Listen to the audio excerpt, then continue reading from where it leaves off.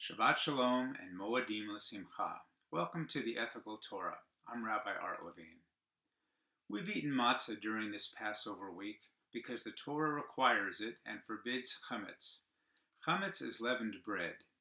As my 9-year-old grandson proudly told us during our family Seder, the traditional reason why matzah is required and chametz forbidden is to remind us that Israelites left Egypt hurriedly without time to let their bread rise.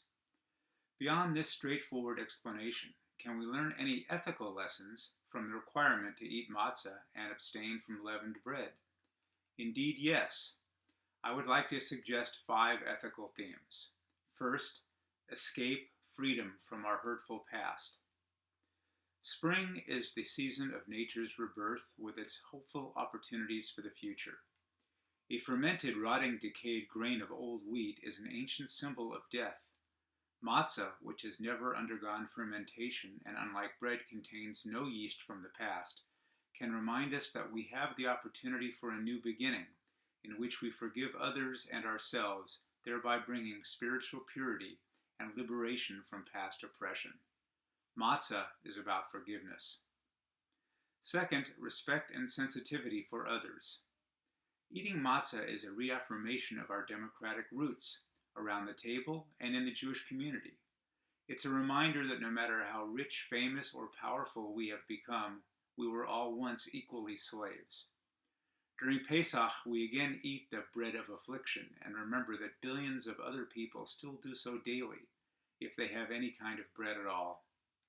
Matzah reminds us to identify with those who are still enslaved, homeless, and hungry.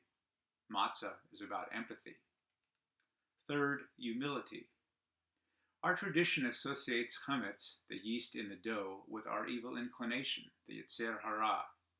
Leavening, rising, represents egotism. Avoiding leavening reminds us to avoid inflated self-importance. Actually, humility means occupying your rightful place, neither being overblown nor shrunken away in self-deprecation. It's interesting that in the order of the Passover Seder, the word itself means order, matzah is exactly in the middle of the 15 steps, signifying the central role that humility plays in the journey of growth from personal slavery to redemption. The prohibition of chametz reminds us of how diligent we should be in ridding our hearts of arrogance and self-centeredness.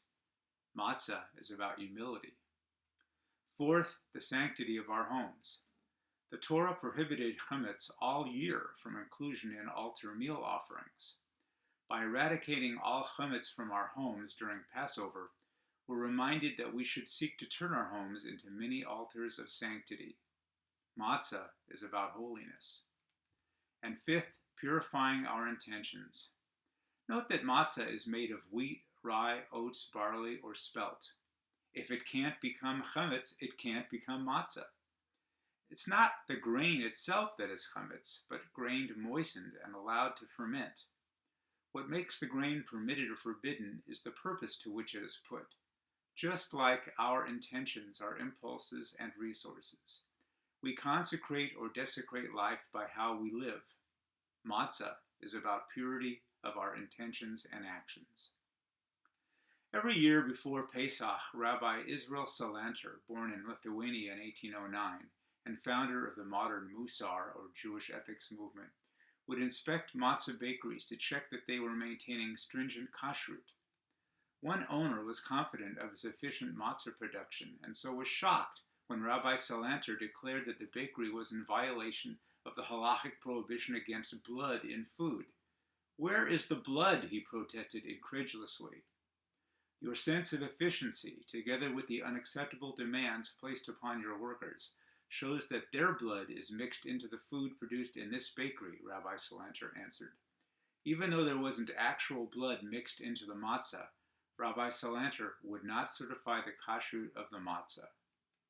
And in a similar vein, at another time, Rabbi Yisrael was unable to be present during the baking of his Passover matzah, about which he was extremely meticulous. He assigned one of his disciples to watch over the baking and instructed him to be extremely careful not to upset the woman who kneaded the dough, and not to rush her because she was a widow.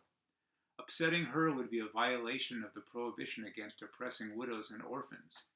Rabbi Yisrael added, "The kashrut of the matzah is not completed by observing all the elaborations in the laws of Pesach alone, but also requires the meticulous observance of the laws of behavior toward other people." Passover is almost over.